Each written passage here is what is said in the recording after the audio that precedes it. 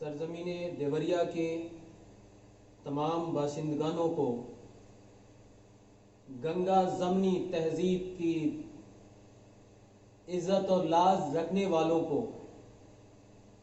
मादरे हिंदुस्तान का एक अहम टुकड़ा जिसे हम देवरिया कहते हैं, ये वो मिट्टी है जहां से हिंदुस्तान की राजनीति की दशा और दिशा तय हुई। आज उसी मिट्टी के बाशिंदगानों को, उसी मिट्टी की उपज मेरा यानी डॉक्टर अल्तमश का सलाम अर्ज है। आप सबको ढेर सारी मुबारकबाद। रबीउल अव्वल, दीपावली और तमाम त्योहारों की ढेर सारी खुशियां अल्लामा इकबाल के इस अशार के साथ कि ऐ आबरूए गंगा वो दिन है याद तुझको, उतरा तेरे किनारे जब कारवां हमारा।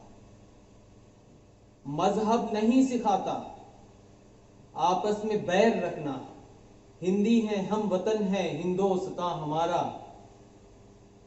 प्यारे दोस्तों, गयोर बुजुर्गों, माओ बहनों, हम उम्र नौजवानों, आज 3 नवंबर की शब को, आधी शब को मुझे आपके पास अपनी एक दरखास्त लेके हाजिर होना पड़ा।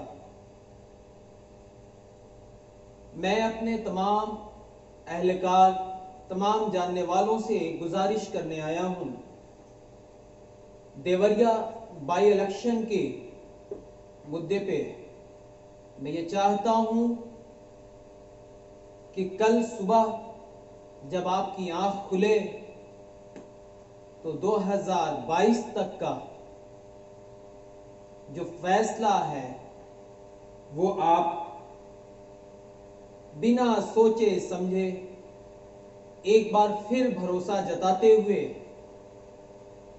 भारतीय जनता पार्टी को आप वोट करें। भारतीय जनता पार्टी को इस अंदाज में फिर से वापसी दिलाएं कि दुश्मन पक्ष क्या विपक्ष, सारी धाराएं, सारी सीमाएं टूट जाएं और त्रिपाठी जी फिर से प्रदेश की सबसे बड़ी पंचायत में आपके मुखिया बन के पहुंचे। मैं उन्हें शुभकामनाएं देता हूं, मैं उन्हें मुबारकबाद देता हूं।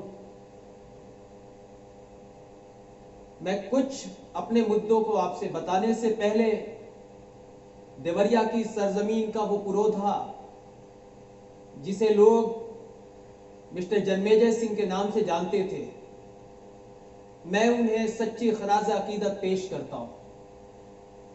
यकीनन अफसोस करें आप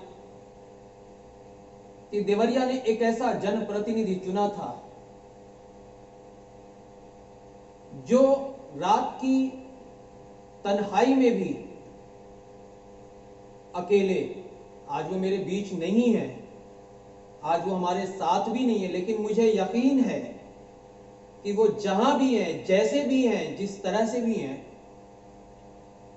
मैं इस कॉन्फ्रेंस के माध्यम से आपको ये भरोसा दिलाना चाहता हूं कि उनकी रूह, उनकी आत्मा आपकी दबने वाली ईवीएम की एक एक बटन पे निगाह रखेगी और यही दरखास्त करती नजर आएगी कल सुबह कि एक बार मेरी अजमत, एक बार मेरी उल्फत, एक बार मेरी मोहब्बत के लिए भारतीय जनता पार्टी को फिर से आप चुन के और सदन में भेजने का काम करें। दोस्तों, बातें बड़ी अजीब सी भी हैं कि मुस्लिम नुमाइंदा होने के बावजूद मैंने पुरजोर तरीके से राजनीति का ककेरा मैंने भारतीय जनता पार्टी की गोद में बैठ के सीखा। देश का शानदार न्यूरोलॉजिस्ट होने की हैसियत के बावजूद मैंने कई बार विपत्तियों के समय में मैंने बीजेपी के झंडे के नीचे अपने आप को ऐसा महसूस किया जैसे बेटा बाप के आंगन में बेफिक्र चल रहा हो। यकीन करें, कल हमारे माननीय मुख्यमंत्री योगी आदित्यनाथ जी वहां पे जनसभा में बोल रहे थे।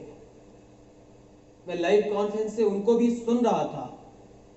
मैं उन्हें सुन रहा था। लफ्ज़-ए-हाथ के मामले पे स्ट्रिक्ट होने की जो बात करी, मेरे मुसलमान भाइयों, यकीन करना वो बड़े ही काम की बात है।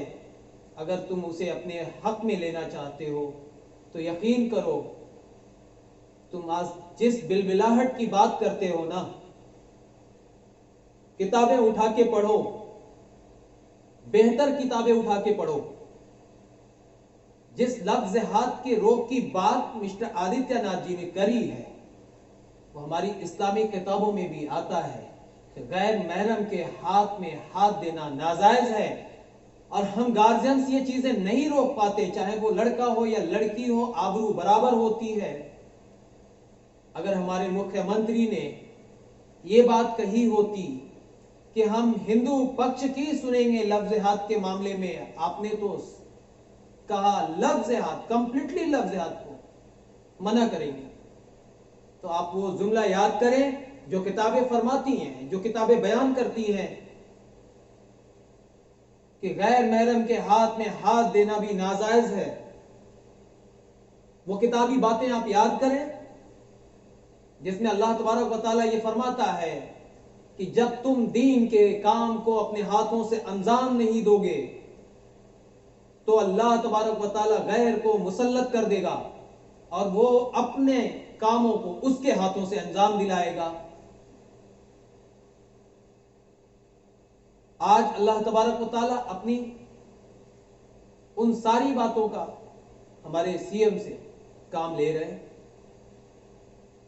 हमारी बच्चियां किसी दूसरे कौमों में ना जाएं, उनकी बच्चियां किसी दूसरे कौमों में ना आए।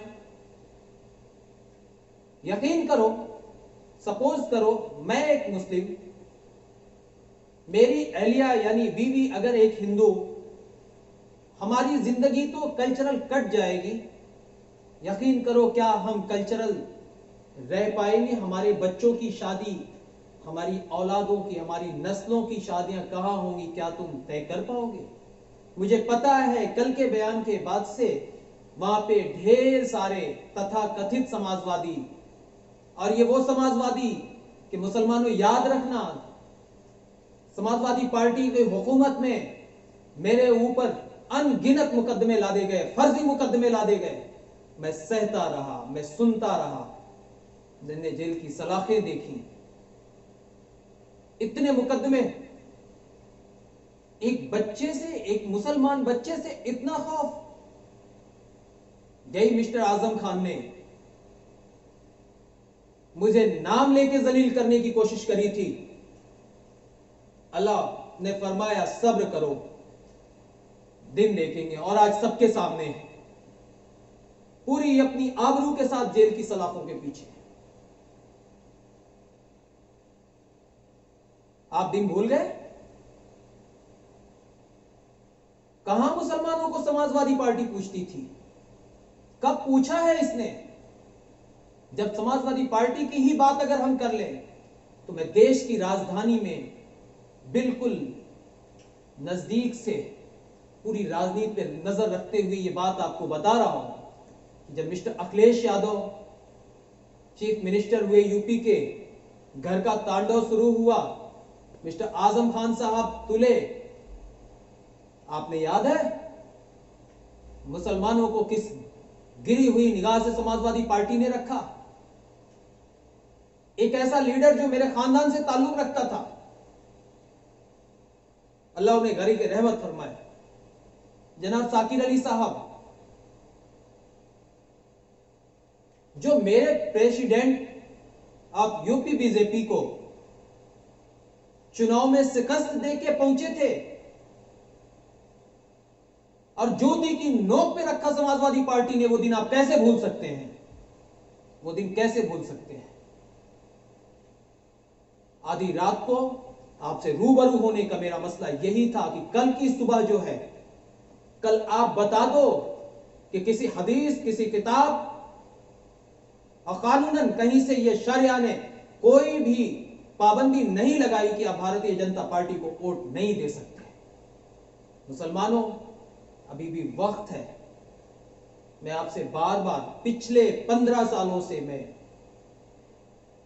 ये बात दोहराते आ रहा हूं कि दुनिया की हर बात को दीन के चश्मे से नहीं, बच्चों के भविष्य के, बच्चों के फ्यूचर के चश्मे से भी देख लिया करो मेरे भाई। इसी समाजवादी पार्टी की हुकूमत की बात बता रहा हूं। आपके जनपद से, देवरिया की सरजमीन से 2 सीनियर एमएलए गए। शपथ लेने से पहले नाम भी चल रहा था, मंत्री बनाया जाना भी तय था। उस शपथ ग्रहण में मैं भी मौजूद था। लेकिन जैसे मिस्टर अखिलेश यादव जी ने शपथ ली, जैसे मिस्टर अखिलेश यादव जी ने कानून के खिताब हाथ पे रख के और सीएम की जिम्मेदारी निभाई, कुर्सी पकड़े, जनाब मरहूम साकिर अली साहब ने स्टेज पे चढ़ने की कोशिश करी, धक्के देके उतारा गया। बोलो गवाह हो कि नहीं तुम देवरिया के लोग? जवाब दोगे कि नहीं इस बात का समाजवादी पार्टी? ये बाई इलेक्शन है, मौका है आपके पास। उस जिले की समाजवादी पार्टी की वरिष्ठ नेता जो सिर्फ काम के लिए जानी गई, मोहतरमा गजाला जी, देखा आपने? ऐसे लोग समाजवादी पार्टी ने मंत्री बनाए जो अपनी जेब के अंदर इंक का पैड लेके चलते थे,